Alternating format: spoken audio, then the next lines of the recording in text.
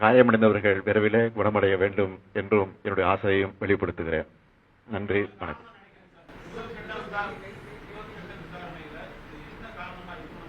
அதுக்குதான் உயர்நீதிமன்றத்தினுடைய ஓய்வு பெற்ற நீதிபதி தலைமையில் ஆணையம் அமைக்கப்பட்டிருக்கு. அந்த ஆணையம் விசாரிச்சு முழுமையா சொல்லும். இதுக்கிடையில நீங்க கேட்கிற மாதிரி அரசியல் நோக்கத்தோடு எதையும் சொல்ல நான் விரும்பல. திருப்பி தான் சொல்ல போறேன். ஆனா ஆணையம் அதுக்காக அமைச்சிருக்கிறோம். அந்த ஆணையத்தின் மூலமாக உண்மை வெளிவரும்.